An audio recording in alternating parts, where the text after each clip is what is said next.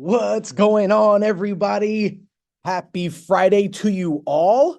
My name is Drew Dickinson, and this is the 3D. If you're new to the show, the 3D is the Drew Dickinson Diatribe coming at you every Friday for easy for me to say, coming at you every Friday right here on the SDH network. The main topic each and every week is, of course, the one and only Manchester United. So let's go ahead and dig in, shall we? Currently sitting in sixth place in the Premier League with 41 points, 5 points off Aston Villa for the fifth place spot is none other than Manchester United. United have won their last 3 Premier League games, scoring a total of 9 goals while only conceding 4. This Sunday, the boys travel to the 17th place Luton Town, where they will clash at Kenilworth Road. The last time these two teams met was back in November of 2023. Manchester United had the upper hand that afternoon as they were victorious 1-0 on that glorious fall day. One of the only bright spots of the fall of 2023 for Manchester United. Now, as for Luton Town, they're coming off a 3-1 home loss last week at the hands of bottom of the table Sheffield United. The Blades really showed up at Kenilworth Road and gave the home team all they could handle. This Sunday, I don't really see United tapping the brakes. We saw United beat Aston Villa away 2-1 last Sunday. And like I said, I don't see the brakes being tapped at all.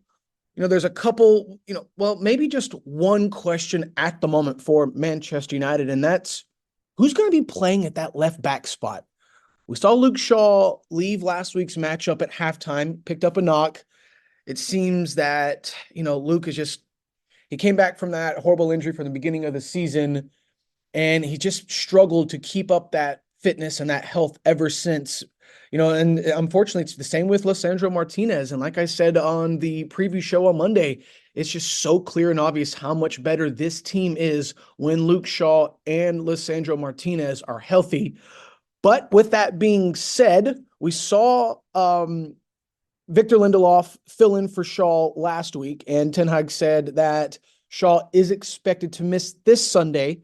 And like I just said, we saw Lindelof fill in for Shaw last week, and I'm just going to say, this is all I'm going to say. I don't think that was Vic's forte. So I can also say this. I'm pretty positive Ten Hag is thinking twice now about ending Sergio Reguilón's loan deal early. But some positives. United haven't lost a game when Casemiro and Kobe Mainoo have started in the midfield together. So I do expect those two plus Bruno Fernandes to main that midfield. Marcus Rashford, Rasmus Højlund, and of course Alejandro Garnacho will continue their absolute demonic attack up front, while Diogo Dalot, who is just coming on as one of the best right backs in the entire, not just the Premier League, but the world. Rafael Varane and Harry Maguire were partnered because of the injury to Lisandro Martinez. And, Harry Maguire, he has come so good over the last, since his first 3 years here at United. The last, 6 to 8 months for him have really come on good. And I'll be honest with you, I'd like to see Sofyan Amrabat come in and play that left back spot. We've seen him excel there before, and I think it just provides a little bit more comfort and a little bit more sense of urgency than Victor Lindelof, who excels more at the center back position. Luton Town, they won't have an answer. I'm sorry, they won't. Marcus Rashford will have a brace, and I expect United to win no less than 3-0. Again, that game will be this Sunday, where Manchester United will travel to Luton Town for a big clash in the Premier League. Okay, going to shift to some off-field news, which I must say, there is some very exciting and promising news coming out of Manchester United this past week. As we all know, Sir Jim Ratcliffe and Ineos are now Premier League official and have 25% and all footballing control of Manchester United, and they're already making headlines. We know from a couple of weeks ago, they lured Omar Barada from Manchester City. And coming out this week, reports have it that Dan Ashworth has been contacted by Manchester United Football Club to become their new sporting director.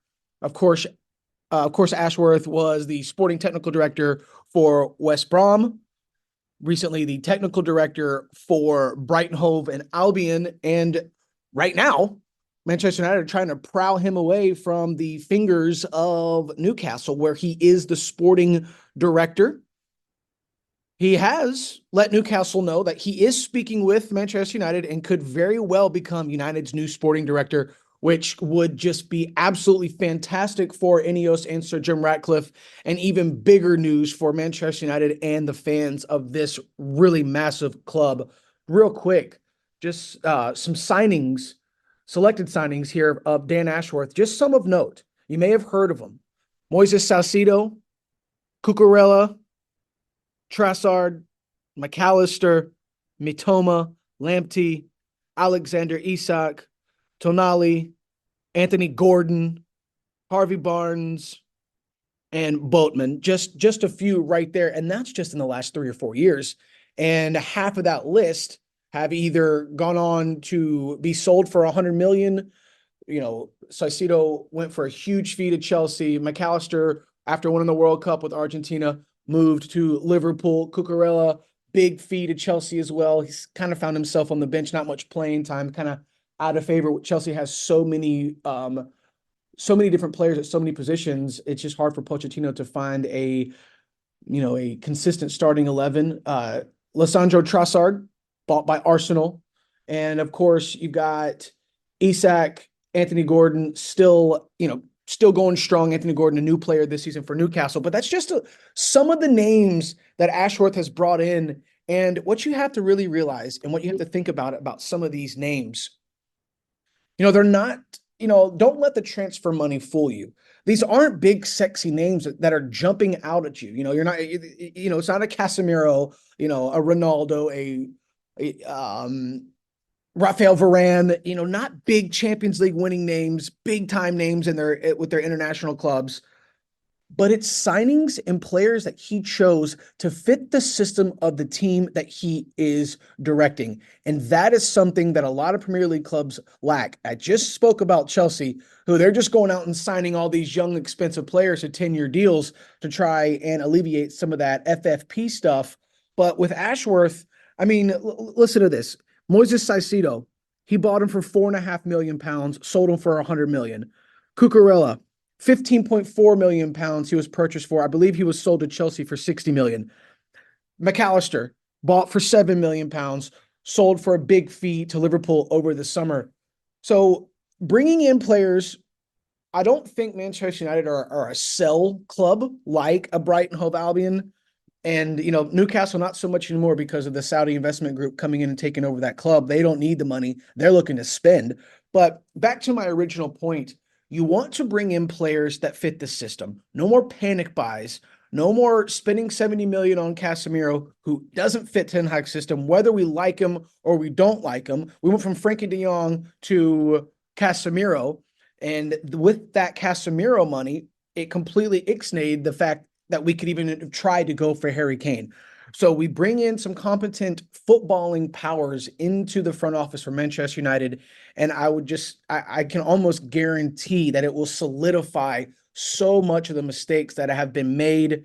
And I really do think with Ashworth, things will come good for Manchester United. And one more name that has come out in the news this past week, Jason Wilcox, who will come in with a senior role for United. Wilcox, the director of football for Southampton and the former Manchester City Academy director. If all these things ring true and these three men do come in to take their solidified roles at Manchester United, one thing is for sure, that it will be a new day upon us all here at Manchester United, the fans, the supporters, the staff, and the players. Everyone should be very, very excited, because I know that I am. But with that being said, my time is up. Want to thank you all for hanging out with me this afternoon. I hope you all enjoy the soccer phenomenon we have this coming weekend, whether it's in the States, overseas, Asia, you name it. There's tons of football, tons of soccer this weekend. And I will hope to see and speak to all of you again on Monday. Great dick!